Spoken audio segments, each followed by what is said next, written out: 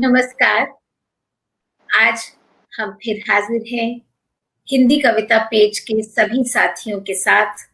खूब नमस्कार, सलाम, आदाब।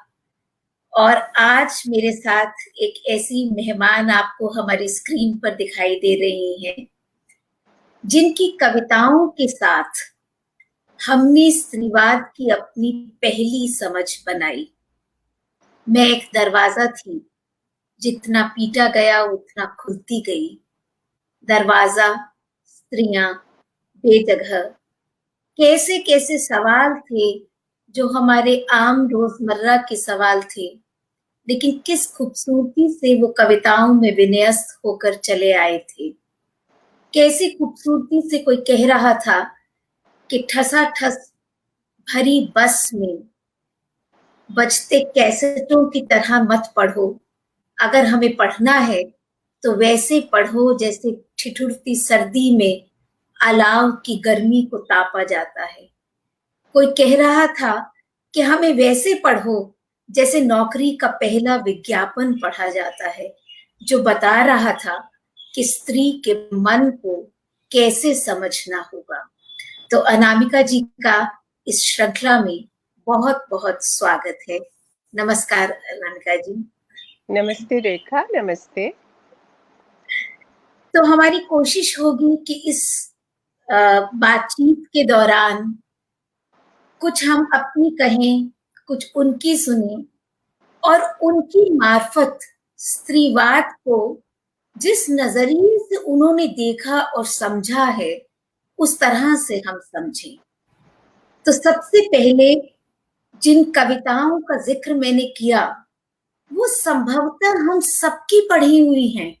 बेजगह कोई जगह नहीं होती लड़कियों की। कहना कितना आसान है, स्त्रियां, दरवाजा। लेकिन ऐसा क्या हुआ कि ये कविताएं क्योंकि हमारे मन के इतना निकट थी, तो हम इन पर ही बात करते रहे। और उनके पीछे के जो गैर औपनिवेशिक, सत्ता विमर्श से परे, गांधीवादी सरोकार थे, उन कविताओं का जो लोक पक्ष था, उनकी तरफ हमारा ध्यान संभवतः कम गया। मैं ये नहीं कहूंगी कि नहीं गया, लेकिन कम गया। तो आज इस सारी बातचीत को शुरू करने से पहले अनामिका जी हमारे साथ हों और हम कविता की फरमाइश ना करें, तो मैं अनुरोध करूंगी उनसे। मेरी एक बहुत पसंदीदा कविता है पतिव्रता। क्यों पसंदीदा है वो आने वाली बातचीत में बात खुलेगी, लेकिन मैं अनुरोध करूंगी अनामिका जी से कि वे अपनी बात स्त्रीवाद की भारतीय दृष्टि पर पतिव्रता कविता के माध्यम से शुरू करें। अनामिका जी। पाठ करूं? कविता का पाठ करती जी हूँ। जी जी पतिव्रता इसका।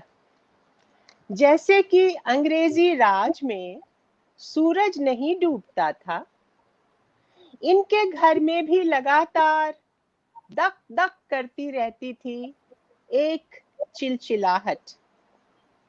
स्वामी जहां नहीं भी होते थे उनके वहां पंजे, मुहर, तौलिए, डंडे, स्टैम्प पेपर, चप्पल, जूते, हिचकियां, डकारें, खर्राटे और त्योरियां, धमकियां, गालियां खचाखच।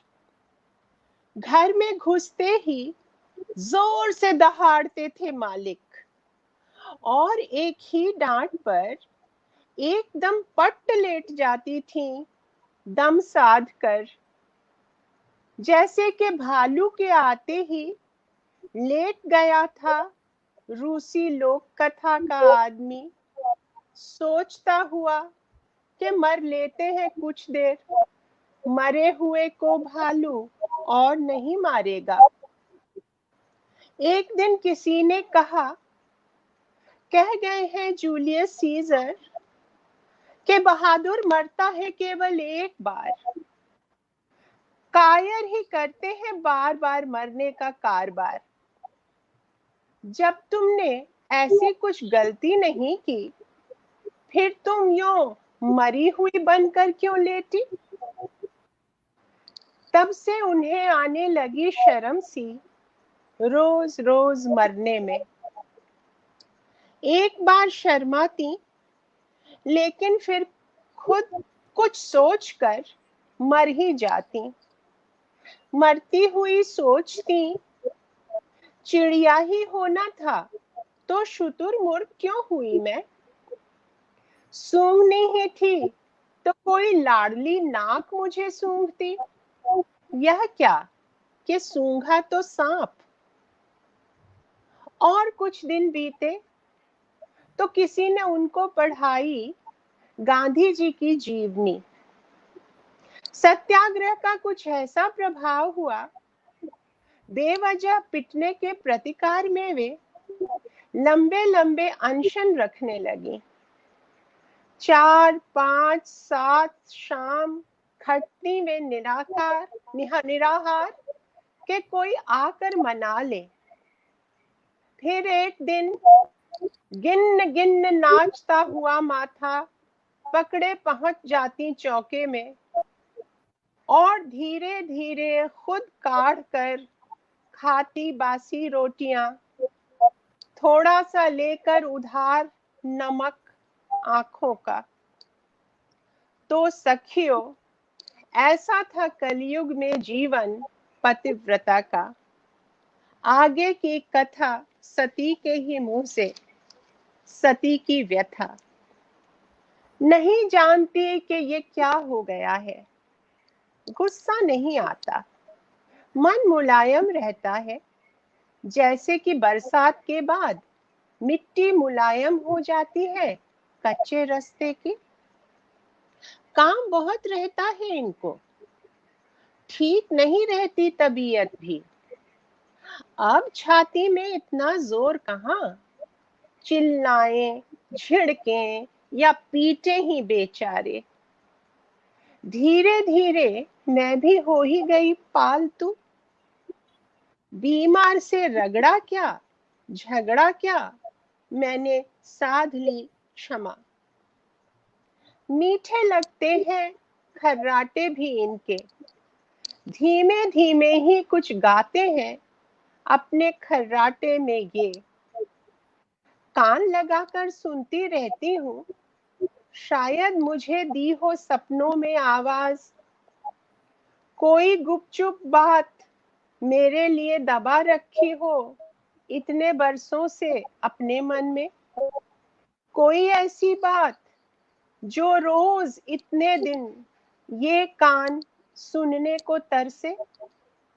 कोई ऐसी बात जिससे बदल जाए जीवन का नक्शा। रेती पर झमझम झमक झम कुछ बरसे। ये है कविता।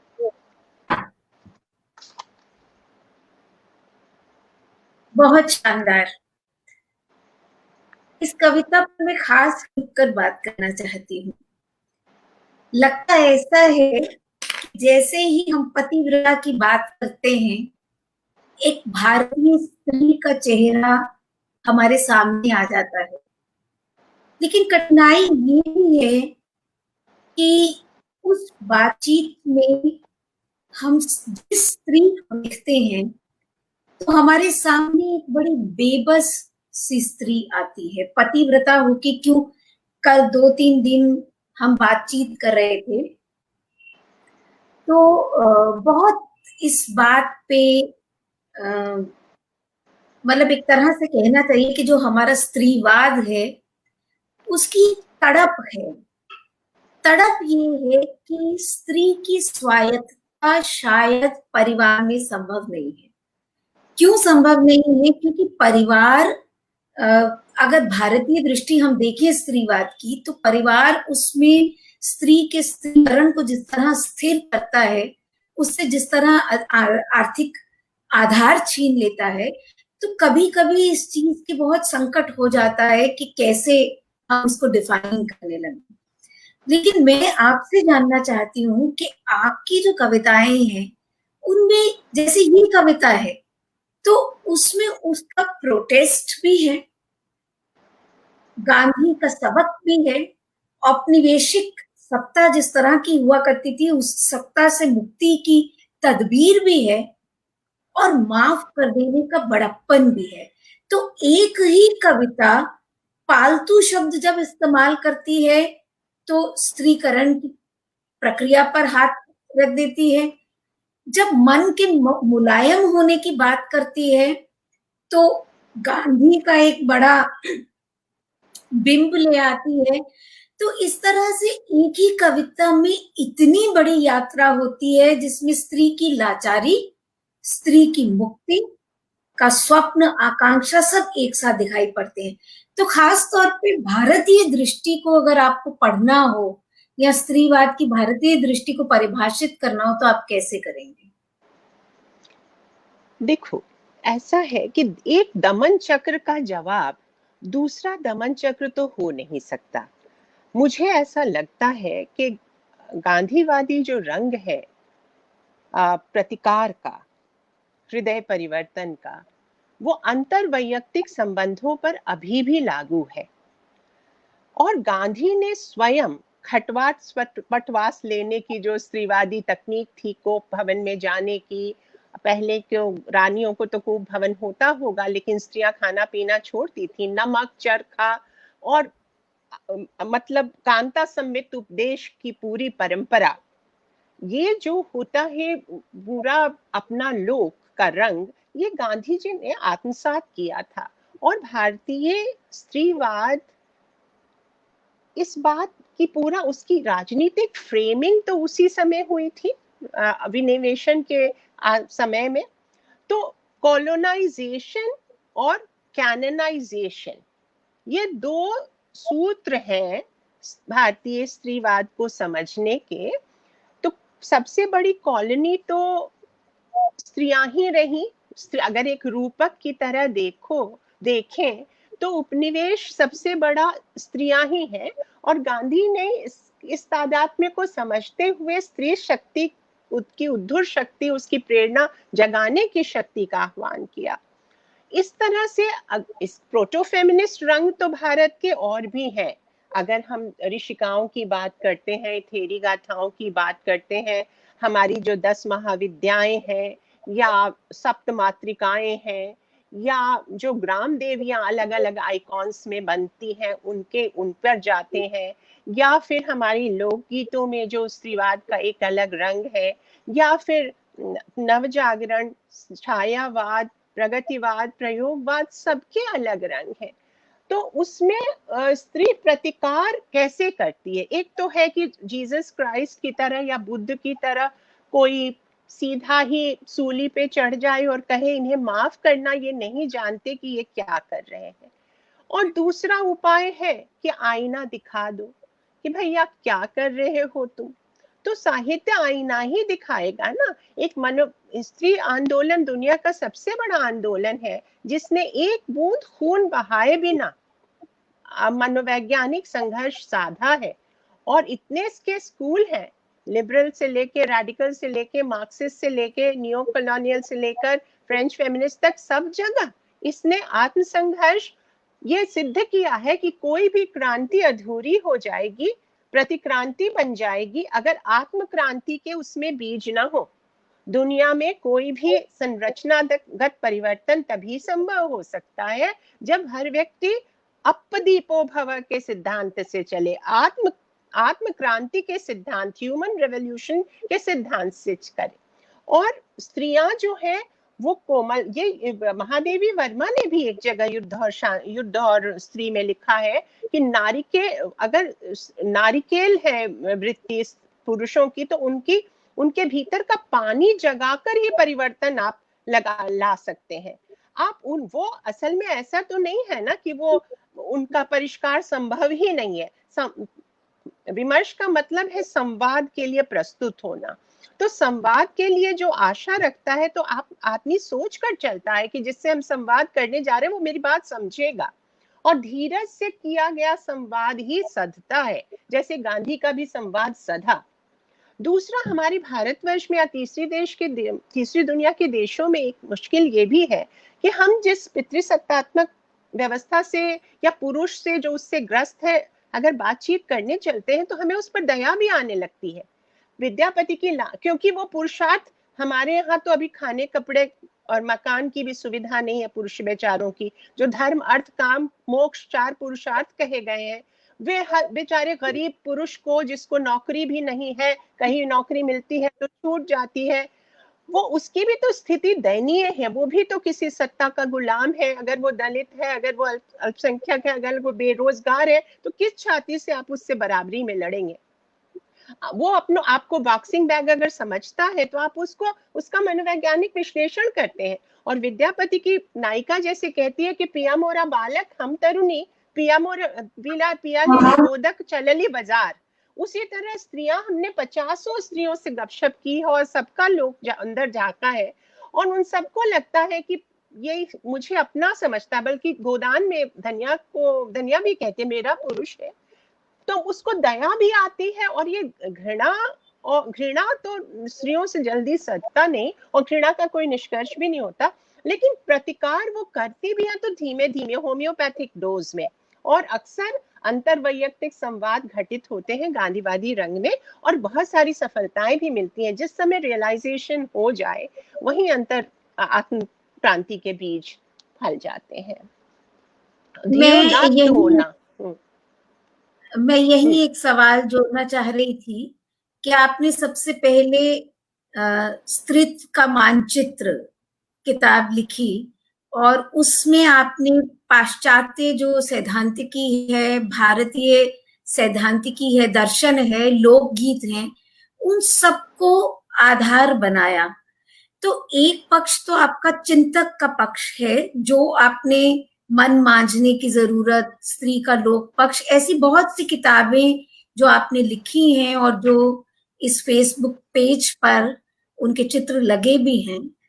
तो एक तरफ तो आपने एक ऐसी प्रस्तावना दी, लेकिन दिक्कत ये है कि जैसे पाश्चात्य अवधारणाओं की थियरी जो है वो बहुत स्पष्ट एक तरह से रखी गई और उन्हीं को लेकर हम स्त्रीवाद को पढ़ते पढ़ाते रहे हैं, जिससे कि एक चूक भी हो गई कि हम अपनी बात नहीं उस तरह से कर पा रहे। वो ही फलसफा लेकर जैसे अपनी स्थितियों पर चस्पा करने की बात है, जैसे उसमें यूनिवर्सल सिस्टरहुड है, लेकिन हमारे यहाँ ये कहने की जरूरत नहीं है यूनिवर्सल सिस्टरहुड, क्योंकि हमारे यहाँ जो स्त्रियों का समाज है वो लगातार एक बड़ा सा समाज है। आपकी कविताओं में मौसियां हैं, चाचियां हैं, सखियां हैं, बहनें हैं, तो ऐसा मतलब कोई स्त्री का एकांत नहीं है।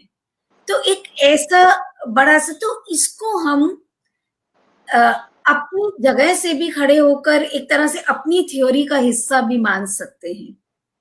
क्यों तो नहीं? बताएं। नहीं, वही वो आपकी कविताओं पे भी आता है, क्योंकि थियोरी को साहित्य पे लागू नहीं किया जाता, बल्कि जो साहित्य कहता है उससे सैद्धांतिकी बनती है। तो आपकी कविताएं जो हैं वो इस सैद्धांतिकी के निर्माण का एक आधार देती हैं। तो आप जब लिखती हैं तो आपके ये जो सारे पात्र हैं इन कविताओं में, तो आपके मन पर कैसे आता है? देखिए, मल्टीपल मदरिंग जो है ना, वो भी भारतीय समाज का एक यथार्थ है। मैं स्वयं भी मोहल्ले की लड़की हूँ और मेरी कविताएं भी मोहल्ले की लड़कियां ही हैं। वो संवाद साधती हैं, दौड़ती हैं। मोहल्ले में क्या होता है कि एक पूरा 3 पीढ़ियां, सिर्फ घर की नहीं, घर के बाहर की पूरे मोहल्ला, आप जिंदगी नामा याद करें या फिर आप झूठा सैत याद करें, या आप जितने भी उस समय के बलराज साहनी और जितने भी ओशो और जितने तरह के जननायक आप समझ सकती हैं, उस समय के जो गली मोहल्ले का जिक्र होता है कि सभी मल्टीपल मदरिंग है। मतलब एक हम, और जब उसमें कोई दूध पिला रहा है, कोई लहला रहा है, तो हमें ये नहीं समझ, जब भी कोई स्त्री चित्त निर्माण का समय जो होता है लड़कियों का, तो एक मैं ही नहीं, आप भी, और मुझे तो लगता है ज्यादातर लड़कियां अपने आसपास कितनी माएँ देखती हैं, है ना? वो जो गली में और गांव के मोहल्ले में जो ग्राम देवी हो और गांव देवियों का अलग अलग फोटो हो, वो भी उनको माँ ही लगती हैं। जो नदियां बहती हैं उनको भी वो माँ ही कहती हैं। तो चित्त विस्तार में वो सब उनकी कल्पना के नागरिक बन जाते हैं। जितनी तरह के ग्रंथ हम पढ़ते हैं, जितनी भी तरह के आर्ष ग्रंथ या लोक काव्य, सब तो हमारे भीतर ही आजा पाजा कान में समाजा भाव से रहने लगते, एक अर्थ ग्राम बस जाता है। और जैसे जैसे हम वैयक्तिक यातनाओं का थेरी मतलब क्या, वैयक्तिक यातनाओं का सामाजिक संदर्भन, ताकि किसी को ये ना लगे कि अगर मेरे जीवन में यातना है तो उसकी जिम्मेदारी मुझ पर है। ये ब्लेम द विक्टिम गेम तो होता ही रहा है ना हमेशा। जिसको ने कहा, एक कहावत है कि जबरा मारे और रोने न दे, तो ये तो होता है ना।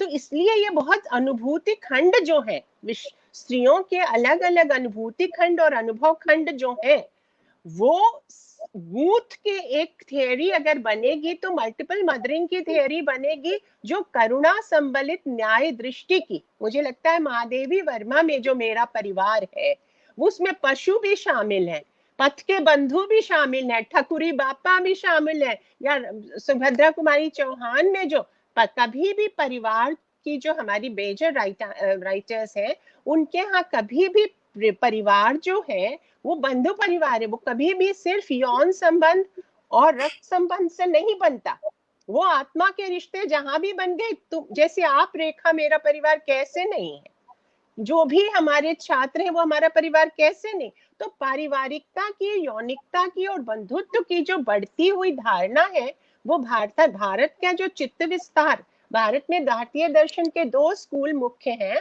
सांख्य अगर माने तो, चाहे छहों दर्शन की तरह बात करें, तो उसमें निष्कर्ष यही होगा कि या तो चित्त इतना बड़ा कर लो ध्यान से कि सारी दुनिया आप में समा जाए, या फिर अपना अहंकार इतना मिनिमाइज कर दो, छोटा कर दो कि फिर आप तू मैं सारी मिट जाए। तो जो भी हम कान से सुनते और देखते रहे हैं, वो हमारे भीतर ही तो रहेगी ना, उसकी अनुभूजें, और कविता में आपको वो अपने आप ही आ जाती है। यह मैं एक बात आपको रोककर पूछना चाहती हूँ। आपने स्वयं महादेवी जी की का नाम लिया, तो बड़ी बात अपने आप ही बन गई। श्रृंखला की कड़ियां महादेवी का सबसे महत्वपूर्ण ग्रंथ है, एक तरह से भारतीय स्त्रीवाद को समझने के लिए, और उस पर जितनी तवज्जो दी जानी चाहिए थी, किन्हीं कारणों से उतनी तवज्जो दी नहीं गई है, क्योंकि उसकी जो क्लोज रीडिंग है उसमें महादेवी ये बात बहुत मतलब उन्होंने ये कहा कि जब हम मातृत्व को इतना गरिमा में करके प्रस्तुत करते हैं, तो हम कहीं ना कहीं स्त्री को उसके आर्थिक अधिकारों से वंचित कर देते हैं। और स्त्री की अगर दशा में सुधार हो सकता है, तो वो तभी हो सकता है जब उसको आर्थिक अधिकार मिले। तो मातृत्व और आर्थिक, हाँ, इसलिए क्या बिल्कुल ठीक कहा आप। मैं दो तीन सवाल उभर के आए अभी मेरे दिमाग में। एक तो जो मैं बात कह रही थी वो बायोलॉजिकल मदरहुड की नहीं कर रही थी, दृष्टि का मातृत्व होता है। इसीलिए मैंने कहा मोहल्ला और परिवार और देश सभी कॉन्सेंट्रिक सर्कल्स हैं। ये कोई अगर चाहे तो अपने गर्भ से जनी हुई संतान की बात यहाँ नहीं हो रही। यही तो मोहल्ले की बुआ है जो कि शादी ही नहीं उसने की, या फिर कोई और है, दादी है, या फिर कहीं है, वो सब बंधु परिवार में तो पशु पक्षी भी उनके यहाँ शामिल है महादेवी वर्मा के यहाँ। तो मातृत्व दृष्टि में है, गर्भ में नहीं है। सबसे बड़ी बात ये, श्रृंखला की कड़ियां तो सिमोन द बुआ के द सेकंड सेक्स के 7 साल पहले लिखी गई। चांद की आपको पता है 7 साल, एक युग होने में 5 ही साल बाकी है।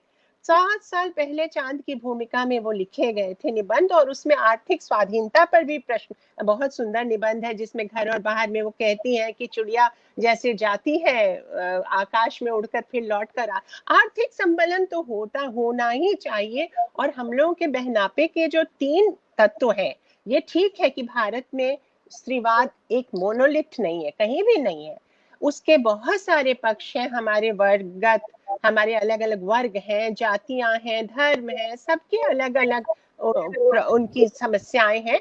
लेकिन फिर भी बहनापे के निर्मित करने वाले 3 बड़े सूत्र हैं।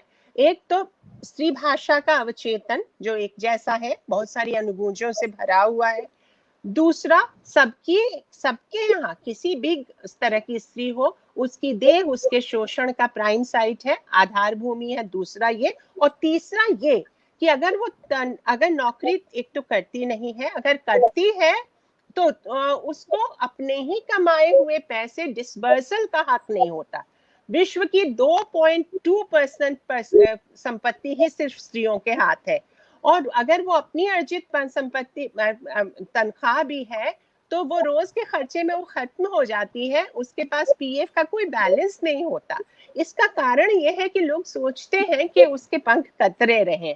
तो आर्थिक संपलन, पहले तो स्त्रियां, हमेशा मैं कहती हूँ कि तन मन से सेवा करती थी वो घर की, अब तन मन धन से जी भी सेवा करती हैं, घर बाहर दोनों भी करती हैं, फिर भी डिस्बर्सल का हक उन्हें नहीं होता। जहां पर संपत्ति के अधिकार का सवाल अगर पुरुषों को स्त्रियों को मिलने लगा है, तो वहां भी भाइयों से उनकी तनातनी होने लगी है। तो कोई भी एक कोना जब गेट आउट और शट अप करके उनको सड़क पर खड़ा कर दिया जाता है, तो उनके मायके में एक कमरा भी उनका नहीं होता। ये सब समस्याएं तो है ही।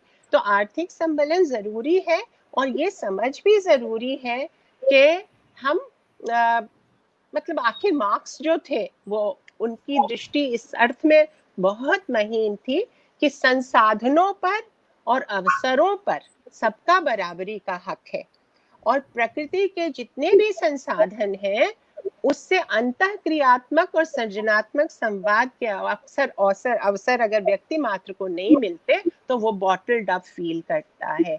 अगर वो फकीर हो जाए, उसका ट्रांसेंडेंस हो जाए, तब की बात अलग है। हमारे यहाँ भक्त कवयित्रियां उस तरह की भी हुई है। लेकिन अगर आप एक सिस्टम में हैं तो आपके पास डिग्निटी से रहने के लिए आर्थिक सम्मेलन होना, उसका इंतजाम होना जरूरी है। यही तत्व जो है वो हमें वर्जीनिया वुल्फ से भी जोड़ देता है, जो एक कमरा अपना और कुछ बिल्कुल बात करते हैं। लेकिन आपने जो और एक बहुत महत्वपूर्ण बात कही, वो कही कि इस सारी प्रक्रिया में स्त्री का अपना एक अनुभव निर्मित होता है। तो मुझे 2-3 कविताएं आपकी बहुत याद आ रही हैं, लेकिन एक-एक करके बात करती हूँ।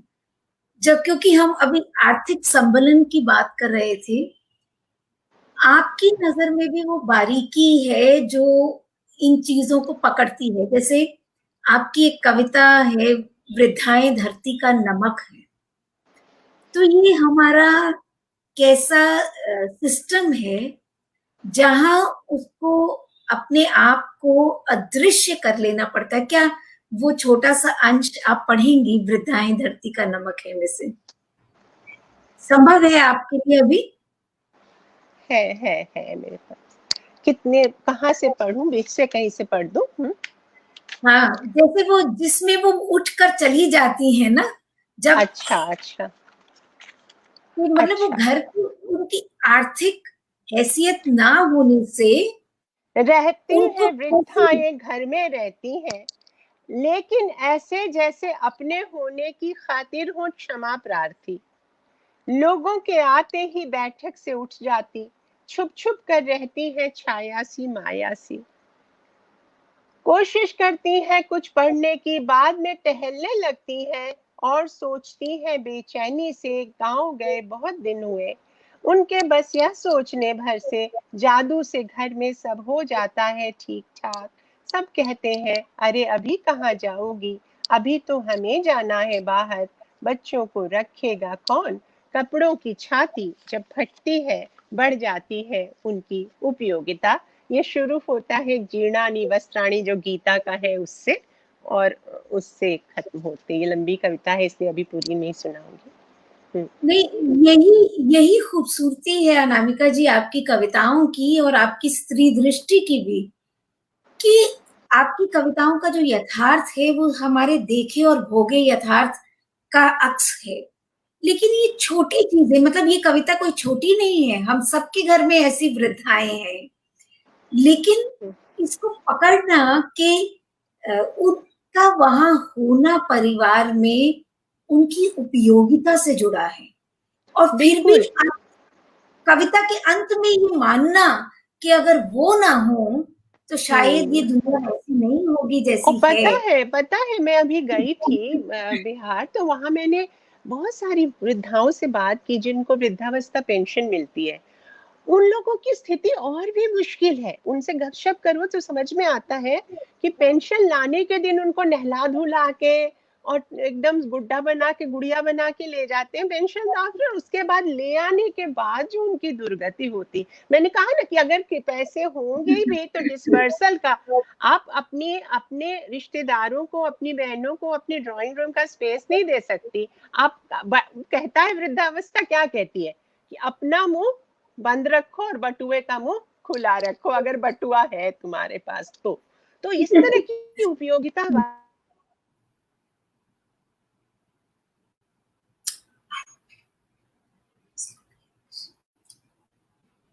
मुझे लगता है कि हमारा उनसे संपर्क किया है।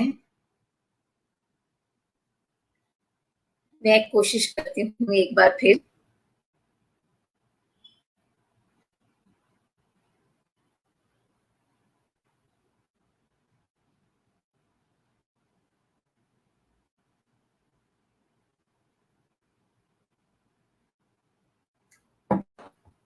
हाँ, अनामिका दी। हाँ, सब हाँ मैं आ टूट। गई। हाँ, तो हाँ जी। उपयोगिता का मतलब हमारे यहाँ जो एक स्पर्धा, हमारे जनजीवन का बीज शब्द इन दिनों गिराकट स्पर्धा हो गया है और एक रैट रेस के हम, हाँ मतलब एक में शामिल हो गए, घुड़दौड़ में शामिल हो गए। इसके का जबकि हमारे जीवन का आदर्श पक्ष होता है सहकारिता, स्पर्धा नहीं। एक कम्युनिटी लाइफ में तो स्त्री, अगर आप सबको स्पर्धा शासित रखेंगे और 33 करोड़ देवताओं के इस देश में अगर आर्थिक स्थिति ही मतलब एक और देवता बन के, बाजार एक और देवता बन के हमारे साथ खड़ा हो जाएगा, तो हम हर चीज को चाहेंगे कि बेचने कुल और खरीदने वाली दृष्टि से ही उसका वो नापे। जबकि आर्थिक संबलन जरूरी है, लेकिन उपयोगितावाद इस हद तक का ये बहुत थोड़ा। वैयक्तियन का पूरा जो सिद्धांत है, वो मैरिड प्रॉपर्टी एक्ट जो 19वीं शताब्दी में इंग्लैंड में लागू हुआ था, उस समय से लेके अब तक हर बार जब कोई कानून लागू होता है तो उसकी बहुत विसंगतियां होती हैं। साहित्य उसको हमेशा से दर्ज करता रहा है, यही साहित्य की उपयोगिता है। लेकिन उपयोगितावाद के खिलाफ हमेशा साहित्य रहता है, आर्थिक संबलन के बावजूद। यहाँ पंखुरी सिन्हा का सवाल है बीच में एक, लेकिन वो सवाल बिल्कुल मौजू है इसलिए वो पहले ही ले रही हूँ। वो कह रही है कि बहुत मतलब स्त्री से बहुत ज्यादा उम्मीद की जाती है कि वो हर समय एडजस्ट करे या उसका ज्यादा आकलन नहीं करती, बिस्तर में सोने के सलीके से लेकर भोजन बनाने और खाने तक में। तो एक ये जो स्त्री के स्त्रीकरण की प्रक्रिया है, ये भारतीय समाज के लिए और भारतीय परिवार के लिए बहुत बड़ी चुनौती है, क्योंकि जब तक स्त्री की स्वायत्तता संभव ही नहीं होगी ना, जब तक कि ये नहीं रुकता। वही तो, बिल्कुल सही सवाल पूछा पंखुड़ी आपने। ऐसा है कि लोग कहते हैं कि लज्जा स्त्री का धन है और सारे सद्गुण जैसे स्त्रियों का एक अधिकार ही उन पे हो, ये खजाना सद्गुणों का है, वो तो स्त्रियों का एक अधिकार है।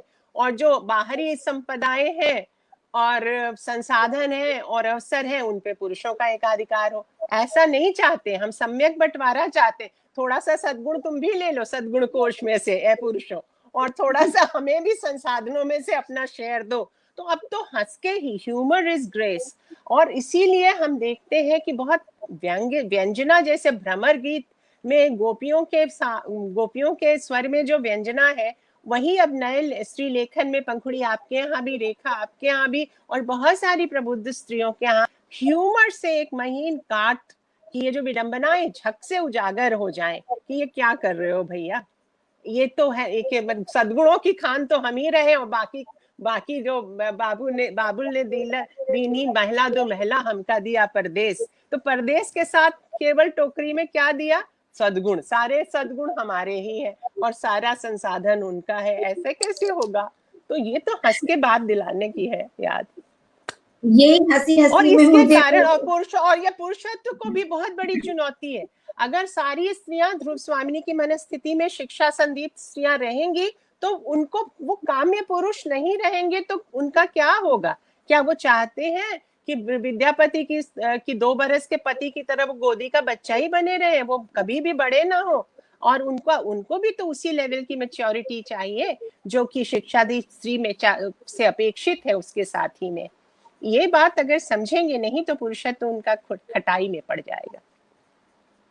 मुझे इसलिए आपकी आत्म पराम एक कविता की एक पंक्ति याद आ रही है, फर्नीचर कविता की। अक्सर ये बात होती है कि ये स्त्री लेखन को अलग करके क्यों देखा जाता है, कि मतलब लेखक तो लेखक होता है चाहे स्त्री हो या पुरुष, और क्या स्त्री लेखन करने से मतलब ये कहने से कुछ कमतर जो लेखन है उसको फोरग्राउंड किया जा रहा है। मतलब बहुत बड़ी बहस है ये साहित्य की आलोचना की। तो क्योंकि वो अपना ही, तो भले ही जेंडर जो है वो साहित्य को इस तरह तो निर्दिष्ट नहीं कर सकता, क्योंकि जो भी लेखक या रचनाकार है वो दूसरे की त्वचा के भीतर बैठ कर ही करता है। लेकिन जो आप स्त्री अनुभव और स्त्री भाषा की बात कर रहे हैं, उसमें भी एक बड़ी खास बात है कि जैसे आपकी कविता है फर्नीचर, तो मैं कई मंचों से कह चुकी हूँ कि जिसमें वो है ना कि मैं उनको रोज झाड़ती हूँ पर वे मुझे कभी नहीं झाड़ते। शायद ये व्यंजना, ये बिंब यही, मैं उससे उनको रोज खास झाड़ती हूँ पर वे ही हैं इस पूरे घर में जो मुझको कभी नहीं झाड़ते। कभी नहीं तो ये झाड़ते। चुटकी में ही तो पदानुक्रम तोड़ा जाता है। ह्यूमर में क्यों मुझे बड़ा टूल लगता है ह्यूमर, क्योंकि उसमें ना 2 लेवल्स का यथार्थ झप्पी लगा लेता है और हम चाहते हैं कि सारे पदानुक्रम टूट जाएं, एक दोस्त समाज बने, भेड़ भेड़िया का रिश्ता ना रहे 2 जातियों में, 2 लिंगों में, 2 वर्गों में। इसलिए हम चाहते हैं कि पदानुक्रम, जो अच्छी कविता क्या करती है कि जो उसका थीम है वो उसके शिल्प में परावर्तित होता है। जब पदानुक्रम भंग का हमारा थीम ही है, जब हम एक सामरस्य वाला समाज चाहते हैं तो हमारी टेक्निक में भी तो वो जक्सटापोजिशंस होनी चाहिए जो कि ह्यूमर में होती हैं। और बहुत दिन रोत हो लिए, अब तो थोड़ी चुटकी लेने का समय है, क्योंकि चुटकी लेने से ही समझ में वो मुझे तो हमेशा भ्रमर गीत की वो गोपियां याद आ जाती है या लोकगीत की वो नायिकाएं जो हंसते हंसते मतलब एक तरह से आदमी को आत्म परिष्कार के लायक अंतर्दृष्टि दे देती हैं। तो ये जो विट और ह्यूमर से पदाक्रम तोड़ने की आपने बात कही, तो मुझे चुटपुटिया बटन भी याद आ गई। जो न फंसते थे न फंसाते थे, और चुपचाप चुटपुटिया सट बटन जाते। जो है। लेकिन ये एक जी बहुत बड़ा काम है कि जो साधारण है, साधारण से असाधारण की तरफ जाना, साहित्य ये करता है ना, ट्रांसेंडेंस जो आप कह रहे हैं, कि आपने कोई बहुत छोटी सी चीज देखी और वो छोटी सी चीज या छोटी सी बात या छोटे से सवाल को इतने बड़े वितान पर तान दिया कि वो मतलब केवल स्त्री का नहीं, स्त्री अस्मिता का सवाल नहीं, मानवीय अस्मिता के संकट का सवाल बन जाता है कि हम कैसे बिल्कुल। समाज को देना चाहते हैं। तो ये जो यथार्थ आपकी कविताओं में आता है, इसमें एक ये भी तो सवाल है कि ये एक समाज जो हमें दिया गया, लेकिन कौन सा समाज हम रचना चाहते हैं, उसकी तस्वीर भी तो उसमें बनती है। तो आप अपनी कविता में जो ये करती हैं वो कैसे करती मैं सिर्फ गौर से सबकी बातें सुनती हूँ, हर वर्ग के। मैं गप्पी हूँ, 1 नंबर की मोहल्ले की लड़की हूँ ना, तो मुझे हर हर उम्र की हर हर तरह के लोगों से अंतरंग बातें करने का एक अभ्यास सा है और मैं औपचारिक बातें नहीं करती। और इसीलिए मुझे सबके अंतर जगत का हाल पता है, मैं सबको बहुत गौर से सुनती हूँ, मुझ में और कोई खासियत नहीं है सिवाय इसके मेरे कान हमेशा खुले रहते हैं। मैं बहुत गौर से, बहुत आदर से लोगों को सुनती हूँ, क्योंकि मुझे लगता है कि हर व्यक्ति में कुछ न कुछ बहुत प्यार करने लायक है, तो उसको आदर तो उसको देना ही है। और मैं बहुत गौर से देखती हूँ और बाकी मैं और कुछ नहीं करती, सिर्फ गौर से देखने और गौर से ध्यान से सुनने से ही वे सारी अंतर्ध्वनियां और वो सारे बिंब मेरे पीछे पीछे मतलब मेरे साथ सखियों की तरह चलते रहते हैं। और इसीलिए वो कभी कभी मेरे कान में आके कुछ कह देते हैं तो मुझे वो कविता बन जाती है। वो मेरे सिर्फ देखने का, बहुत गौर से देखने का एक मतलब अभ्यास है, और बहुत मान से, प्रेम से, सबसे मान सबका रखते हुए जीवन की विडंबनाएं भी अगर देख, कोई अगर अंतरंग ढंग से बात नहीं करता, सिर्फ औपचारिक बातें करता है, तो किसी के दुख सुख का सही चेहरा वो पहचान ही नहीं पाता। फिर उसके उसके पास अनुभूजे उस तरह से नहीं आती जिस तरह से आनी चाहिए। वो औपचारिक बात करने से तो मतलब कोई भी अपना स्वाभिमानी व्यक्ति अपना अंतरंग संसार उजागर नहीं करता, और जब अंतरंग संसार उजागर होता है तभी जीवन की विडंबनाएं भी समझ में आती हैं। आंखें, मुझे लगता है कि गोरकी ने जीवन को सबसे, फुटपाथों को मेरे विश्वविद्यालय कहा तो सबसे बड़ी शिक्षा वही है जो लोगों की अपनी गाथाओं से या उनसे गपशप करके, जो फिल्टर्ड नरेशन होते हैं ना, जो मतलब जीवन में बड़े प्रसंग जो पर्सनल इज पॉलिटिकल कहा जाता है, कॉस्मिक कॉमन प्लेस के बीच का पदानुक्रम ही नहीं तोड़ा है स्त्रीवाद ने, मतलब पर्सनल पॉलिटिकल के बीच का भी तोड़ दिया है, चटाई पे बिठाया है सबको। क्यों? क्योंकि वो जब पहले आप स्वाधीनता आंदोलन के समय की कहानियां, कविताएं पढ़ेंगी तो आप देखेंगे कि हमेशा शिकंजी लेके एक लड़की खड़ी है, भाई को शिकंजी दे रही है, वो आया है किसी क्रांतिकारी ग्रुप से और वो कहानियां सुना रहा है बहन को। ये जो फिल्टर्ड नरेशन है, पार्टिसिपेशन नहीं भी है सड़क पर, तो वो फिल्टर्ड नरेशन कान में जा रहे हैं, तो गौर से सुनना, गौर से देखना, मुझे लगता है एक अलग तरह का संसार कर देता है अंदर पैदा, और वो खुद ही खुद लिखता है अपने आप को। उसमें उसमें फिर ज्यादा एजेंसी की खास जरूरत नहीं पड़ती। वो भाषा की तहें जो है वो अपने आप ही उभरती चली जाती हैं। जो हमारी संस्कृति है, हमारी भाषा है, हमारा वजूद है, वो सब सेडिमेंटरी रॉक्स की तरह है, बहुत परतें हैं उसकी। कुछ जातीय स्मृतियां हैं, कुछ पर्सनल स्मृतियां हैं, और उतने ही सपने भी हैं। तो उसके सभी डायमेंशन, सत्य जो है वो एक डायमेंशन में तो पकड़ा नहीं जा सकता, वो एक ऐसा हीरा है जो चारों तरफ से 10 डायमेंशन में पकड़ा जा सकता है।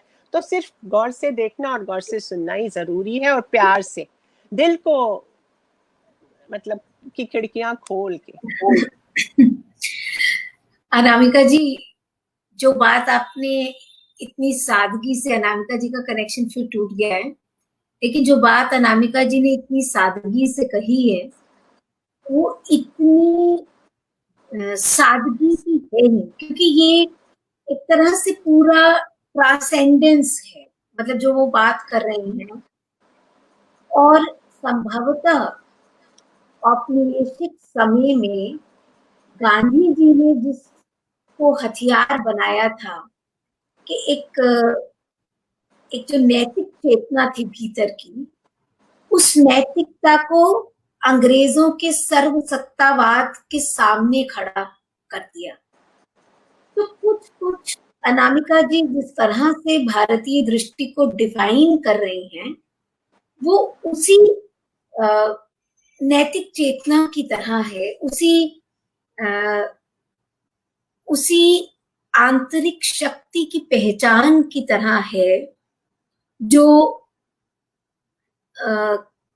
जो ऐसी ताकतवर, ऐसी जो वर्चस्व की जो राजनीति है, चाहे वो राजनीति स्त्री राजनीति, देखिए स्त्रीवाद की भी राजनीति है, तो पश्चिम से जो राजनीति उस तरह से आ रही है, तो वो भी एक बहुत जरूरी सवाल हमारे सामने बन के खड़ी है। तो अनामिका जी जब भारतीय दृष्टि की बात कर रही हैं, तो वो उसी विकल्प की बात कर रही हैं जो बहुत हद तक हमारे आंतरिक चेतना से जुड़ा हुआ है और हमारी दृष्टि के विस्तार से जुड़ा हुआ है। ये शायद भारतीयता का अंतसूत्र उसमें है। लेकिन एक तरफ तो अनामिका जी ये स्वप्न और आकांक्षा के स्तर पर घटित हो रहा है। आपकी कविता में एक दार्शनिक सत्य भी है, खासतौर पे थेरियों पर जो आपने कविताएं लिखी, तो तृष्णा थेरी है, माया थेरी है, और आम्रपाली पर भी कविता है। तो एक तरह से ये सारी स्त्रियां, मतलब ये हमारे सामने कैसे बिंब बन जाते हैं, हमारे उदाहरण बन जाते हैं, जिनको आप कैसे डिफाइन करेंगी? क्यों जरूरत पड़ गई कि तृष्णा और माया, यानी एक लगातार संवाद बाहर की दुनिया से चल रहा है और एक लगातार संवाद अपने भीतर की दुनिया से चल रहा है, ये क्या चीज है? और ये सवाल जो है केवल आपकी कविता का नहीं है, बल्कि पूरे साहित्य के सौंदर्य शास्त्र का सवाल है। तो इस पर आपका क्या कहना है? देखिए ना रेखा, आप भी जानती हैं, फेमिनिज्म को वेव्स ऑफ फेमिनिज्म कहते हैं ना, वेव्स, उसके 3 वेव्स कहे गए। तो ये उद्दाम लहरें जो हैं, जलधि तरंग जो है, वो किसका होता है? नदियों का होता है। और नदियां कौन होती हैं? जो बहती हैं, और जहां बहती हैं वहां की जड़ी बूटियों का, औषधियों का गंध अपने आप में ले लेती हैं। तो और भारतीय, अगर फेमिनिज्म का उद्गम पॉलिटिकल फ्रेमिंग में, प्रोटो फेमिनिज्म छोड़ भी दे, एक आंदोलन के रूप में पश्चिम में हुआ, तो भी वो नदी की तरह बही है ना। और जिस मिट्टी से में बही है, सिर्फ भारत में ही नहीं, मेसोपोटामिया में, इजिप्ट में, ईरान में, जहां जहां प्राचीन, ग्रीस में, रोमन सभ्यता में, जहां जहां प्राचीन संस्कृतियां रही हैं, वहां की मिट्टी से उसने संवाद किया है। मार्क्सिज्म ने भी किया था, पश्चिम की सारी धाराओं ने किया, और हमारे यहाँ भी वहां गए हैं ओरिएंटल इन्फ्लुएंस, टी.एस. एलियट और येट्स और बहुत सारे लोगों में। लेकिन ये तो संवाद तो देखिए, अमीर खुसरो की एक पंक्ति याद आ रही है कि अपने ही रंग रंग लीली ने मुझसे नैना मिलाए के। जब दो संस्कृतियां एक दूसरे की आंखों में देखती हैं, तो क्रिटिकल क्रॉस ड्रेसिंग होती ही है ना। अपने ही रंग रंगती हैं वो, अपनी अगर सर्वोच्छेदन करती जाएगी हर संस्कृति। हम एक दोहरी नागरिकता वाले समाज में रहते हैं। एक तरफ हॉरिजॉन्टल कॉमरेडरी जिसको कहते हैं, एक तरफ तो हम इंटरनेट शासित विश्व में हैं, तो वहां पर विश्व नागरिक है। लेकिन अगर हम स्थानीय रंगों से एकदम छूट जाएंगे, तो हमारी बराबरी जो होगी, वो बिस्कुट के पैकेट में जो एक बिस्कुट दूसरे बिस्कुट के बराबर जैसा होता है, ऐसे तो नहीं होना है ना। हमें तो अपने वैशिष्ट्य में रहना है, फूलों के गुच्छों की तरह अपने रंग में खिलना है ना। नहीं तो एक, मतलब ये जरूरी है, इसलिए स्थानीय परंपराओं से, स्मृतियों से संवाद जरूरी है। जहां तक थेरी गाथाओं का सवाल है, वहां मैंने एब्स्ट्रैक्शन को कंक्रीट जरूर किया है। कुछ थे क्यों, जो थेरियां, जहां हमारी थेरियां बोलती हैं, वो अपनी बात बोलती हैं। और वो देखिए, कलमी आम जैसे होता है ना, या धान का पौधा जैसा लगता है, किसी मिट्टी में उगा, उसके बाद उखाड़ के उसको दूसरी मिट्टी में लगाते हैं ना। तो इसको अंतःपाठीय संवाद आजकल कहा जाता है। आनंदवर्धन के समय में भी ये होता था। हमारी रामायणे हैं या हमारे महाभारत के इतने, उनका सबका पुनः पाठ हुआ है, पुनर्रोपण हुआ है, ट्रांसप्लांटेशन हुआ है नए संदर्भ में। तो हम भी अपने जो आदि ग्रंथ हैं, और जितने भी इतनी समृद्ध जो संस्कृति है, उसको हम उसको बिल्कुल ही राइट ऑफ कर देंगे, तो ये तो बात ही नहीं बनेगी। फिर हम बिस्कुट के डिब्बे या मैकेनिकल एकता वाले, बराबरी वाले लोग हो जाएंगे। इसीलिए मुझे लगता है कि अयोनी टेक्स्ट जिसको कहते हैं ना आनंदवर्धन, की जो टेक्स्ट दूसरा टेक्स्ट जनरेट नहीं करता, वो टेक्स्ट अयोनी टेक्स्ट है। तो हमारे यहाँ जो भी टेक्स्ट अयोनी टेक्स्ट, हमारे यहाँ ट्रांसलेशन का जो एक एशियन मोड ऑफ ट्रांसलेशन जैसे कहते, मैं कह सकती हूँ उसको, जैसे मार्क्स कहते थे एशियन मोड ऑफ प्रोडक्शन अलग है, वैसे एशियन मोड ऑफ ट्रांसलेशन भी अलग है। तो हमारे यहाँ तो एक तरह से अंतःपाठीय संवाद हमारी संस्कृति में घुला मिला है। इसलिए जो हमने पुराना पढ़ा, उसको हम नए संदर्भ में अगर पुनर्रोपण करते हैं, या एब्स्ट्रैक्शन को अगर हम कैरेक्टर बनाते हैं, तो इसकी हमें ट्रेनिंग है। हम इतनी सारी संस्कृतियों से गुजरते हुए आए हैं कि हमें तो एक तरह का क्रॉस वेंटिलेशन हमारे लिए स्वाभाविक हो गया है। इसीलिए, और थेरियां जो थी समाज की विभिन्न सरणियों से आई थी, ये मुझे इसका उनका बहुत रोचक पक्ष लगा। वो कभी सेनापति की पत्नी थी, कभी छाता बनाने वाले की पत्नी थी, कभी वो राजकुमारी थी। वो सब श्रेणी की स्त्रियां, अभी मैंने कल्पना की कि एक वर्किंग विमेंस हॉस्टल में रह रही हैं। तो वैसे ही उसी तरह का मतलब माहौल, तो ट्रांसप्लांट ही किया है मैंने, और क्या किया है। आपने दो बहुत महत्वपूर्ण बातें अभी कही, जिनको मैं रेखांकित करना चाहती हूँ। मतलब आपने कहा है, लेकिन फिर भी मैं दोहरा रही हूँ। हमारे मन में एक बड़ी अजीब सी स्थिति रहती है कि हम ये जो की भारतीय दृष्टि की जो स्त्री मन की उदारता है, उसमें अक्सर ये समस्या हम खड़ी कर देते हैं कि अगर उसने उदारता दिखाई तो ये कहीं ना कहीं उसकी एक कमजोरी है, ये उसको समाज में वो अधिकार या जमीन या जगह दिलाने में सक्षम नहीं होगा, तो मतलब ये नारीवाद जो है थोड़ा स्त्री की कमजोरी का नारीवाद है।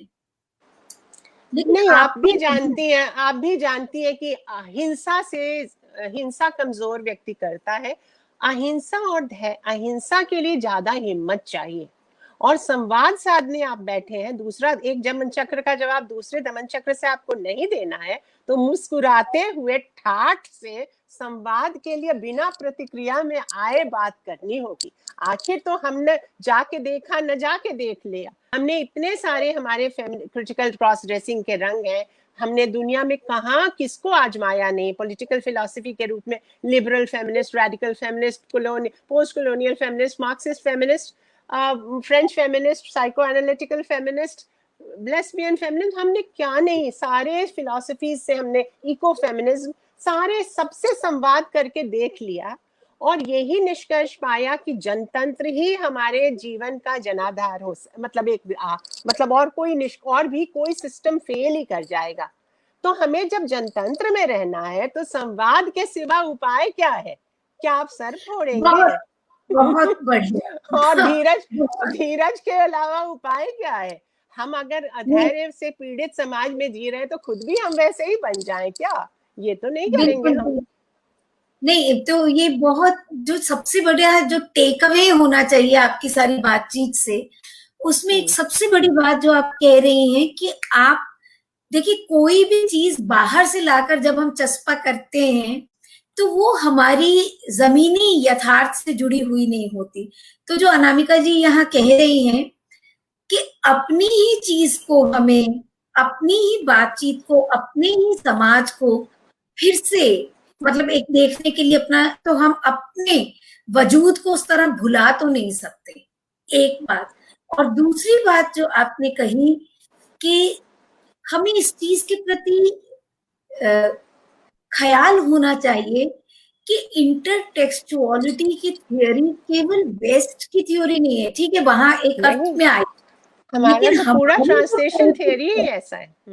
जो हमारा अपना सौंदर्य शास्त्र है, हमारा जो अपना काव्य शास्त्र है, तो ये जब संवाद करें, अच्छा ज्ञानी या अच्छा स्कॉलर कौन हो सकता है? वही हो सकता है कि जैसे गांधी जी कहते थे कि मैं चाहता हूं कि इस घर के खिड़कियां दरवाजे खुले रहें, सब तरफ से हवाएं आए, लेकिन मेरे पैर मेरी जमीन पर रहे।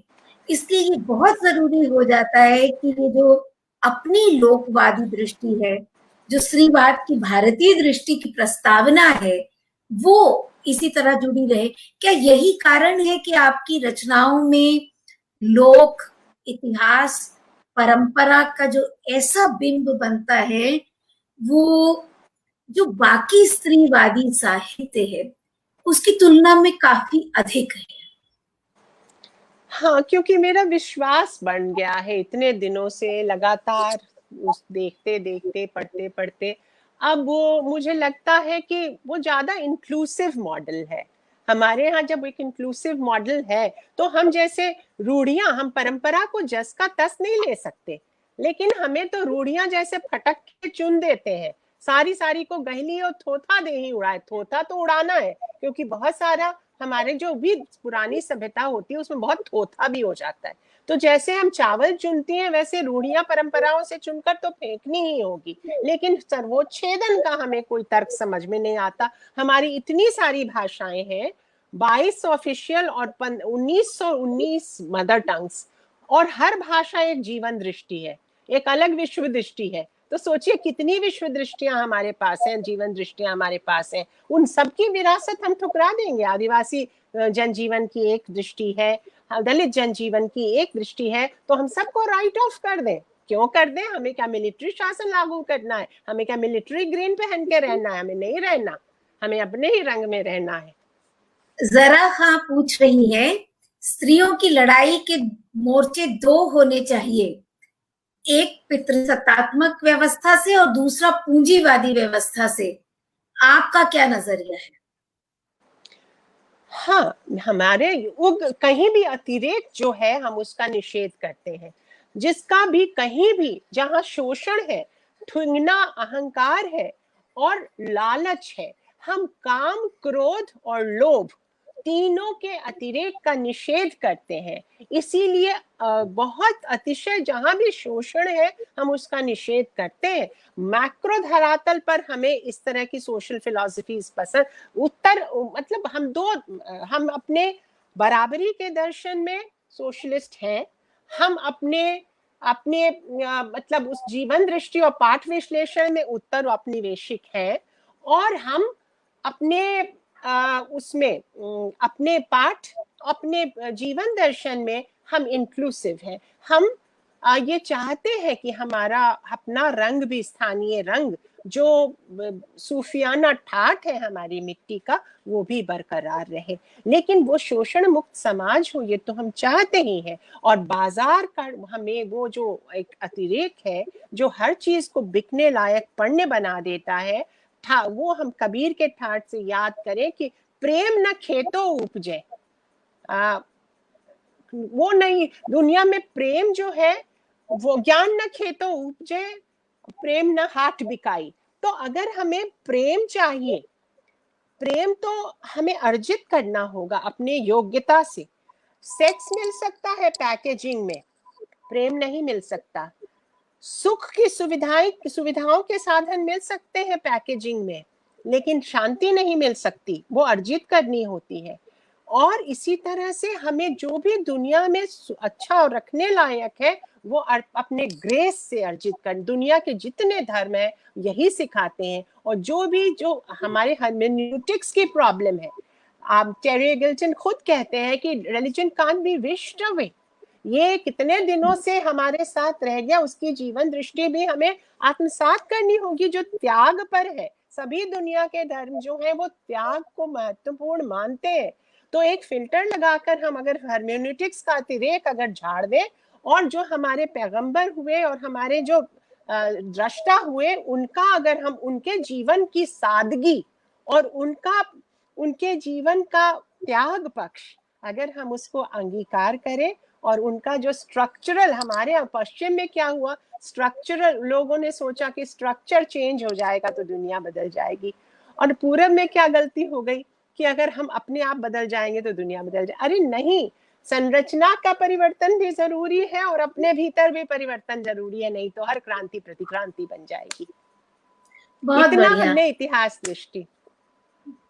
एक सिद्धेश्वर कश्यप जी पूछ रहे हैं, क्या स्त्री अस्मिता की प्रतिष्ठा के लिए देह से मुक्ति और देह की मुक्ति अपेक्षित है? अरे भैया, हमारे जब देह की बात करती हैं स्त्रियां, तो उसको एक शोषण के साइट के रूप में दुनिया में स्त्री संबंधी जितने भी अपराध हैं उनकी आधार भूमिका, आधार पीठिका स्त्री की देह है। वो चाहे कन्या भ्रूण हत्या हो, मारपीट हो, विवाह प्रेम मुक्त विवाह बंधन हो, पोर्नोग्राफी हो, वेश्यावृत्ति हो, रेप हो, डायन दहन हो, दहेज दहन हो, कोई भी क्राइम, विमेन बच्चियों का ट्रैफिकिंग हो, वो स्त्री की देह से शुरू होता है। इसलिए जब हम देह की बात करते हैं तो ये नहीं कि हमें देह की नुमाइश करनी है। हम जब देह की बात करते हैं तो हम कहते हैं उसको, जैसे डॉक्टर को कोई अपनी बाह दिखाता है तो वो देह नहीं दिखाता, वो दिखाता है वहां का घाव। तो हम तो ये कह रहे हैं कि हमें कोई भी स्त्री लेके, और यौनिकता का जहां तक सवाल है उसका तो विकास तब होगा ना जब साथी पुरुष बन जाएंगे। हम कालिदास और लॉरेंस की तरह का कि यौनिकता भी चाहते हैं, क्यों नहीं चाहते। हमारी देह में आनंद के बहुत निर्झर मतलब मल्टीपल केंद्र हैं। हम वो तो, लेकिन उस स्थिति में उस तरह का कोई प्रेमी पुरुष विराट पैदा होगा तभी तो। अभी तो हम मातृत्व मतलब एक करुणा की दृष्टि से काम चला रहे हैं, हम तैयार कर रहे हैं एक नया पुरुष जो प्रेम के लायक हो। यौनिकता की बात छोड़ ही दीजिए, अभी यौनिकता की बात कोई नहीं करता तीसरी दुनिया के देश में तो मारपीट और देह जो हिंसा का सब आधार है, हम उसके निराकरण की बात कर रहे हैं। आप तो दूसरे मतलब उस तरह की दे दिखाने की कोई बात नहीं कर रहा यहाँ पर। पूर्णिमा पूछ और रही है कि हम लगभग, वैसे हमारा समय पूरा ही हो रहा है, लेकिन छोटे छोटे 2-3 सवाल और लेंगे। क्या महादेवी के समय की तुलना में आज पितृसत्तात्मकता की पकड़ कमजोर हुई है या बस स्वरूप ही बदला है? नहीं नहीं, बहुत सारे नए आयाम जुड़ गए हैं। हमेशा से स्त्री आंदोलन ने एक बृहत्तर मुद्दा रखा। स्त्री मुक्ति कभी, जैसे स्त्रियां हमेशा झुंड में चलती हैं, वैसे स्त्री मुक्ति भी कभी अकेली नहीं चली। शुरू से आंदोलन के जब रेडिकल फेमिनिज्म लिबरल फेमिनिज्म के समय में निशस्त्रीकरण उसका मुद्दा था। रेडिकल फेमिनिज्म के समय नेग्रिट्यूड, अश्वेत नीति उसका मुद्दा था। अभी के समय उसके बाद आर्थिक संबलन, मार्क्सिस्ट फेमिनिज्म का मुद्दा था। डीकॉलोनाइजेशन हमारे बाद के समय का मुद्दा था। उसके बाद पर्यावरण और मार्केट फंडामेंटलिज्म से जुड़े प्रश्न अभी के स्त्रीवाद का मुद्दा है। इतने सारे नए गवाक्ष खुले हैं, लेकिन आधार भूमि तो नेचुरली उस समय की है, लेकिन हमारी समस्याओं के रंग बढ़े हैं। पहले स्त्रियां हर जगह, अब घूंघट मतलब हंसी नए जमाने का घूंघट है। हो सकता है कि जिस टीवी स्टार को आप न्यूज मुस्कुरा के पढ़ते हुए, गाना गाते हुए आप किसी को देख रहे हो, घर से मार खा के आई हो, लेकिन मुस्कुराहट उसे उसको चिपका के रहना ही पड़ता है। तो महादेवी वर्मा के घर के समय में भी बहुत तरह के शोषण थे। अभी जो हुआ है स्त्री फैंटेसी और स्त्री नागरिकता के जो सवाल है वो और दुरूह हुए हैं, इसलिए और अधिक सजग रह के और बहनापे का यूनिवर्सल विस्तार करके और संवाद से, धीरज से हमें इनका सामना करना पड़ेगा। लेकिन आधार भूमि हम वहां से ले सकते हैं, सविनय अवज्ञा का वो नोशन ले सकते हैं, जियो और जीनोदय का नोशन ले सकते हैं। एक प्रियंका पूछ रही हैं, वैसे ये सारी बातें हो गई हैं, फिर भी ये सवाल पढ़ देती हूँ कि कई बार शिक्षित स्त्रियों को भी कहा जाता है कि गृहस्थ जीवन में सामंजस्य बनाए रखने के लिए अशिक्षित स्त्री की तरह मतलब सामंजस्य बनाएं और इतना एडवांस ना सोचें। तो हम घर में ये सब स्थिति कैसे समझाएं? देखो ना, देखो माने समरसता कोई बुरी चीज नहीं है, और जो ज्यादा मतलब शालीन होता है वही वही ज्यादा संवाद कर पाता है। मुझे नहीं लगता एडजस्ट करना कोई बहुत बुरी बात है, अच्छी बात है भाई। जो ग्रेसफुल होगा वही एडजस्ट करेगा। लेकिन सवाल है कि डायलॉग का हमेशा स्कोप रहना चाहिए, और ह्यूमर का और धीरज का। हमेशा अपना आत्मविश्वास इतना सीढ़ियां चढ़ जाए कि कोई आपको प्रोवोक ना कर पाए। अपनी कुछ भी कोई बोले, अपने मजे से रहना, अपनी बात करना। वो मीरा के ठाठ से रहना है। मैं चलूंगी चाल चाल अपूठी, बोलते रहो जो भी कहना है, मतलब लेकिन करना है हमें वही जो हमें करना है। और चूंकि हम आश्वस्त हैं कि हम हैं, तो मतलब ठीक है। और उनके भी जो हमारे साथी हैं, उनके ग्रोथ के लिए भी लगातार, उनके स्पिरिचुअल ग्रोथ के लिए भी हमेशा सजग रहना, ये हमारी जिम्मेदारी है। तो अगर वो अभी बच्चों की मनस्थिति में है, जिद्दी अड़ियल टट्टू की मनस्थिति में है, तो हमें धीरे धीरे उसको समझाना होगा। समझाने के सिवा हम कर ही क्या सकते हैं। लेकिन हमें उनके जैसा नहीं बनना, अधैर्य से नहीं पीड़ित होना, अति स्त्री नहीं बनना।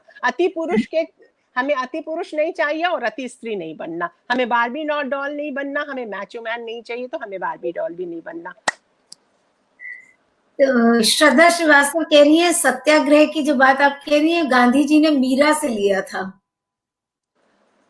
हाँ, क्यों नहीं। सत्याग्रह मतलब ठाठ से रहो और अपने अपने अपने रास्ते चलो। सभी गांधी ने ज्यादातर सूत्र स्त्री जीवन से लिए, नमक चरखा वगैरह का, रूठने मानने का, और अपनी चाल। आज आप संतन ढींग बैठ लोक लाज खोई की जो बात कह रही हैं, और आप जो स्त्रियां, नई लड़कियां हैं, वो जो झेलती है, मंडी हाउस में भी अगर ज्ञान वार्ता के लिए आप बैठती हैं, तो मीरा बाई की तरह संतन ढींग बैठ लोक लाज खोई लोग आपके 50 तरह की बातें करेंगे। उसके लिए आपको कुछ नहीं करना, सिर्फ अपनी राह चलना है, मीरा की तरह, अपनी भक्त कवियत्रियों की तरह, अपनी थेरियों की तरह। कुछ बातों का जवाब समय देता है, आदमी रुक के नहीं देता। अपनी ऊर्जा, अपना समय, अपनी सृजनात्मक संवाद में रखिए। सुनता है कोई सुने, ना सुनता है ना सुने। मस्त रहिए और बहनापे के ठाठ में मस्त निश्चिंत रहिए। मैं आपको बता दूं अनामिका जी कि हमारे कमेंट बॉक्स में जो कमेंट आ रहे हैं उसमें लोग लिख रहे हैं कि आपने भारतीय स्त्रीवाद के एक व्यापक परिप्रेक्ष्य को प्रस्तुत किया है। शार्दुला जी लिख रही हैं कि साहित्य को दूसरे स्पीयर्स में, पुलिस, न्यायालय, एनजीओ में, कॉरपोरेट में स्त्रियों से मिलकर काम करना पड़ेगा। तो मतलब एक बड़ी तस्वीर स्त्रीवाद की वो रख रही हैं। बिल्कुल बिल्कुल, सारे संस्थाओं से समाज संवाद करना, मैक्रो लेवल पर भी और माइक्रो लेवल पर भी। इसीलिए मैंने इंक्लूसिव मॉडल कहा। जब मैं इंक्लूसिव मॉडल कर रही हूँ तो संस्थाएं जितनी भी हैं, जहां जो है वो हमारी बहन है। हमारे उसमें हमने कहा कि बहनापे के जज्बे से हमें हाथ बढ़ाना है, साथ ही हाथ बढ़ाना, साथ ही रेखा वो स्त्रीवादी रंग है, जहां ये जो जो मजदूर खड़ी है। ये जो समावेशी स्त्रीवाद की आपने बात की, ये निश्चित तौर पर हमारा जो जाति, धर्म या अन्य जो अलगाव है समाज में, तो क्योंकि ध्येय तो हमारा समता मूलक समाज ही है, तो निश्चित तौर पे अगर हम ये जो गांधीवादी नजरिया है स्त्रीवाद का, इसको हम फोर फ्रंट करेंगे तो वाकई जैसे गांधी ने कल्पना की थी एक नए समाज की, एक समतापूर्ण समाज की, वैसा समाज हमारा बनेगा। इस बात में कोई आश्चर्य नहीं होना चाहिए या संदेह नहीं होना चाहिए। तो समय तो पूरा हो चुका है, लेकिन चलते चलते मैं फिर भी आपसे अनुरोध करूंगी कि अगर आप एक दो कोई कविताएं अपनी और पढ़ दें, तो मुझे लगता है कि जो लोग हमारे साथ जुड़े हैं उनको आप बहुत बताइए अच्छा कौन सी पढ़ दूं? कौन सी? नमक याद है मुझे, पढ़ूं? कौन सी पढ़ दूं? नमक पढ़िए। हाँ, नमक पढ़िए। उसमें गांधी आते हैं, लेकिन मैं सोचती हूँ कि गांधी, अंबेडकर और जितने भी चिंतक हैं सबसे हमारा संवाद होना चाहिए, और होता भी रहा है। नमक, नमक दुख है धरती का और उसका स्वाद भी। धरती का 3 भाग नमकीन पानी है और आदमी का दिल नमक का पहाड़। कमजोर है दिल नमक का, कितनी जल्दी पसीज जाता है, गड़ जाता है शर्म से जब फेंकी जाती हैं थालियां दाल में नमक कम या जरा तेज होने पर। वो जो खड़े हैं ना सरकारी दफ्तर, शाही नमकदान है, बड़ी नफासत से छिड़क देते हैं हरदम हमारे जले पर नमक। जिनके चेहरे पर नमक है, पूछिए उन औरतों से कितना भारी पड़ता है उनको उनके चेहरे का नमक। जिन्हें नमक की कीमत करनी होती है अदा, उन नमक हलालों से रंज रहता है महासागर। दुनिया में होने न दी उन्होंने क्रांतियां, रहम खा गए दुश्मनों पर। गांधी जी जानते थे नमक की कीमत, और अमरूदों वाली मुनिया भी।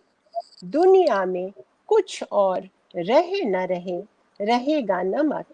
ईश्वर के आंसू और आदमी का पसीना, यही वो नमक है कि जिससे थिराई रहेगी ये दुनिया। बहुत बढ़िया, बहुत बढ़िया। एक छोटी सी कविता और सुन सकते हैं, मुझे लगता है कि सबको अच्छा लग रहा है। तो एक कविता कोई आप अपनी पसंद की सुनाइए। अब तो मेरा आप ही बता दीजिए, अभी मेरे दिमाग में कुछ नहीं। अच्छा, फर्नीचर सुना दूं? क्या सुना दूं? हाँ, एक फर्नीचर औरत सुना। का राजकीय राजकीय प्रभात सुनाओ? कौन सा सुना दूं? फर्नीचर सुना देती हूँ, छोटी सी है ना। मैं उनको जी। रोज झाड़ती हूँ, पर वे ही हैं इस पूरे घर में जो मुझको कभी नहीं झाड़ते।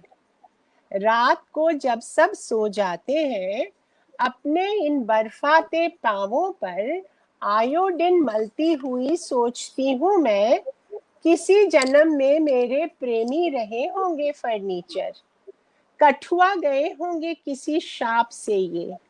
मैं झाड़ने के बहाने जो छूती हूँ इनको, आंसुओं से या पसीने से लथपथ इनकी गोदी में छुपाती हूँ सर। एक दिन फिर से जी उठेंगे ये, थोड़े थोड़े से तो जी भी उठे हैं। गई रात चू चू चू करते हैं, ये शायद इनका चिड़िया का जन्म हो। कभी आदमी भी हो जाएंगे। जब आदमी ये हो जाएंगे, मेरा रिश्ता इनसे हो जाएगा क्या वही वाला जो धूल से झाड़न का। बहुत बढ़िया, बहुत-बहुत धन्यवाद। आज की बातचीत मुझे लगता है कि आप सब साथियों को पसंद आई होगी। हमने कोशिश की कि हम बहुत से पक्ष रखें और विमल थोराट जी भी कह रही हैं, अनामिका जी बहुत सार्थक चर्चा और काफ़ी ऐसे कमेंट्स मिल रहे हैं। अच्छा, अब कोई कह रहा है कि क्या तुकाराम का अधूरा अभंग वाली कविता सुना सकेंगी? अच्छा, बेजगह इसका शीर्षक है। अपनी जगह से गिरकर कहीं के नहीं रहते केश, औरतें और नाखून। अन्वय करते थे किसी श्लोक का ऐसे हमारे संस्कृत टीचर, और मारे डर के जम जाती थी हम लड़कियां अपनी जगह पर। जगह जगह क्या होती है वैसे, ये हमने जान लिया था अपनी पहली कक्षा में ही। याद था हमें एक एक अक्षर आरंभिक पाठों का। राम पाठशाला जा, राधा खाना बना, राम आ बताशा खा, राधा झाड़ू लगा, भैया अब सोएगा जाकर बिस्तर बिछा। आहा नया घर है, राम देख यह तेरा कमरा है और मेरा। ओ पगली, लड़कियां हवा धूप मिट्टी होती हैं, उनका कोई घर नहीं होता। जिनका कोई घर नहीं होता, उनकी होती है भला कौन सी जगह। कौन सी जगह होती है ऐसी जो छूट जाने पर औरत हो जाती है कटे हुए नाखूनों, कंघी में फंसकर बाहर आए केशों सी एकदम से बुहार दी जाने वाली। घर छूटे, दर छूटे, छूट गए लोग बाग, कुछ प्रश्न पीछे पड़े थे वे भी छूटे। छूटती गई जगहें परंपरा से छूटकर अब यह लगता है किसी बड़े क्लासिक से पास कोर्स बीए के प्रश्न पत्र पर छिटकी छोटी सी पंक्ति हो। चाहती नहीं लेकिन कोई करने बैठे मेरी व्याख्या सप्रसंग। सारे संदर्भों के पार मुश्किल से उड़कर मैं पहुंची हूँ, ऐसे ही समझी पढ़ी जाऊं जैसे तुकाराम का कोई अधूरा अभंग। बहुत बढ़िया अनामिका जी, बहुत बढ़िया। और हम इस सप्ताह में 4 दिन से ये चर्चा चला रहे हैं जेंडर और साहित्य को लेकर। अलग अलग पक्षों पर हमने बात की है और आज का सत्र कुछ सिद्धांत का रहा और कुछ रस का रहा। तो कविताएं भी हुई और बातें भी हुई। संवाद और बातचीत का ये सिलसिला अगले सप्ताह जारी रहेगा। थोड़ी सी ये सूचना दे दूं, आपसे भी साझा कर रही हूँ कि अगले सप्ताह सोमवार को हमारे साथ होंगी सुकृता पॉल कुमार, मंगलवार को गरिमा श्रीवास्तव, उसके बाद मालिनी अवस्थी जी और विनीता सिन्हा बातचीत करेंगी और फिर लीलाधर मंडलोई जी बात करेंगे। तो हम एक अगले सप्ताह में अगली कड़ी में एक अलग परिदृश्य लेके जेंडर और साहित्य के संबंधों पर आपसे फिर मिलेंगे। एक बार पुनः आप सभी का और अनामिका जी का बहुत बहुत धन्यवाद। रेखा, नमस्कार। आपका बहुत धन्यवाद। आपने इतने प्रेम से बातचीत की, सारी बातचीत मैंने देखी। बहुत धन्यवाद सबसे। ये भी बहनापे का एक नया रंग है।